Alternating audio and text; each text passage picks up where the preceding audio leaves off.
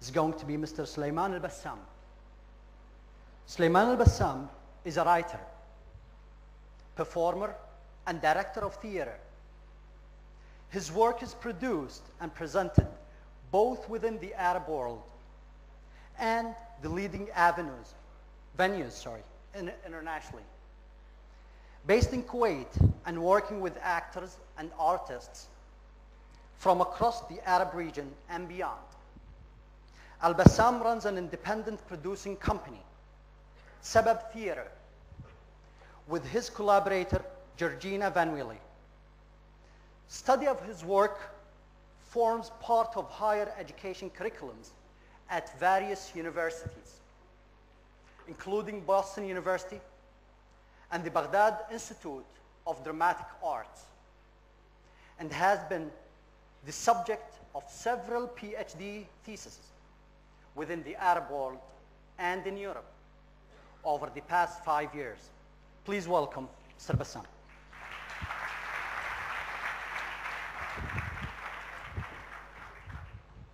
Thank you, Mr. Sema. Marhaba. Good evening. Sheikh Intisar wants me to make my speech very boring because she's speaking next. I said there is no fear because my speech will more likely than not be very boring. I take the opportunity to thank the organizers, and I think it's a very good thing. It's a very good thing that Kuwait should host this.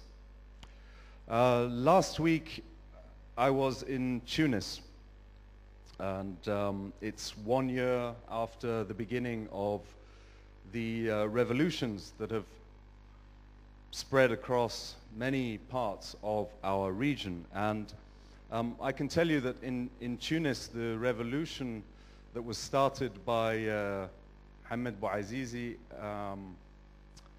and that spread from the fact that he set his body alight out of al-qahr, this rage that was inflicted upon him by an altercation with a female police officer, and that was spread around by Facebook and by other technologies, and that gradually led to the center, and that from that center in the capital in Tunis that exploded.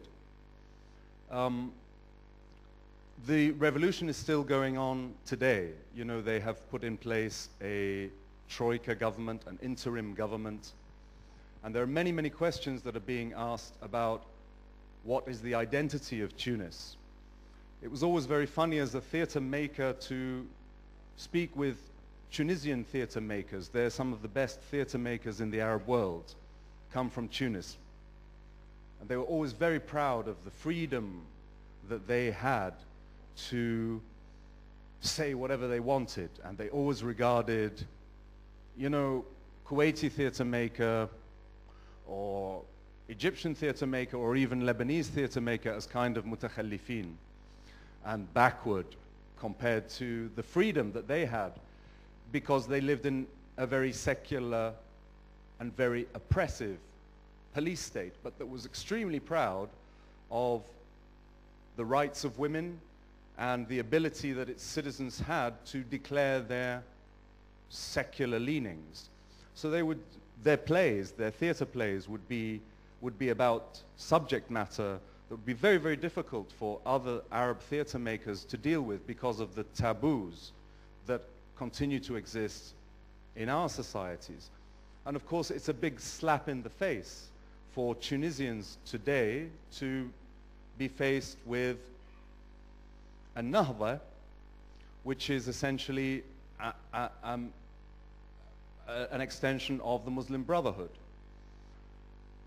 And they realized, the theater makers that I spoke with of different generations realized for the first time the kind of country that they are in, meaning an Islamic country, meaning an Arab country, meaning a country that for 30 years had tried to deny its real identity, and that real identity has now found popular support. And it's like, you know, the oppressed are now coming back. And of course, no one can say to them no, because هذه إرادة الشعب. And so إرادة الشعب is coming in a very strange form into Tunis, and hence the revolution continues. And the revolution, what I saw when we performed last week in Tunis, is really being fed as much by a search for identity as by economic needs. You know, economically it's a disaster. There's 1 million unemployed out of a total of 10 million, and it's a cinderbox ready to go up at any time. But what's feeding the journalists in front of the Ministry of Culture and the Ministry of Information, what's feeding all the protests in Tunis today is a search for identity. And when Faisal invited me to speak today and mentioned that we should speak in English, a question was asked in my head about what that means. I'm comfortable speaking in English. Actually, my mother is English. I spent a long time in the UK. But for us to speak in English, and we're all comfortable in English, you know, those who aren't, there's a translator that works, and we're comfortable in English. It's part of our progressive identity. It's part of how we portray ourselves to each other and how we portray ourselves to the world. We are an open society. But within our own society, similar to the example I was talking about Tunis, there are many, many currents, factions, segments of society that would regard what I'm doing now, speaking to you in English, as a kind of khiyana wataniya, you know, as a kind of act of treason, in a sense. And those are the same sections in society that are entering into political debate today and presenting themselves to us as future parliamentarians, and who want to reclaim an identity for us that we may or may not agree with, but an identity that certainly doesn't have room or space for standing on a platform like this and speaking in English to a group of people who would be equally comfortable receiving what I'm saying in Arabic. So these questions of identity are as much part of our reality today as they are part of the reality in Nahj Bourguiba in Tunis. And so this leads me to the next question, which is about the real nature of our society and how open we are. I think historically it's safe to say, or at least we've always been told, that historically Kuwait has, because it's on the sea and because it's open to the desert and because of its geographical location and because of the need that Kuwaitis had to speak Farsi, Swahili, Arabic, Hindi and other languages, Kuwait was an open society. And yesterday I saw a magazine in the National Council of Arts that was from 1967, in which there was a photo of Injazat al-Kuwait, what Kuwait had achieved. And there was a photo of the university. And there were the men, mostly with their, you know, kind of Jimi Hendrix haircuts. And there were the women. And all of the women had their hair up and were extremely beautiful. All of them. That was the nature of the women in 1967 who were at Kuwait University.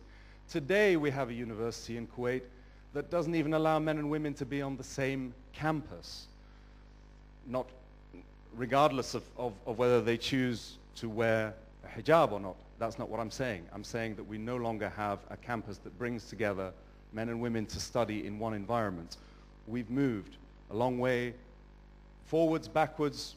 That's for you to decide. But we've moved a long way.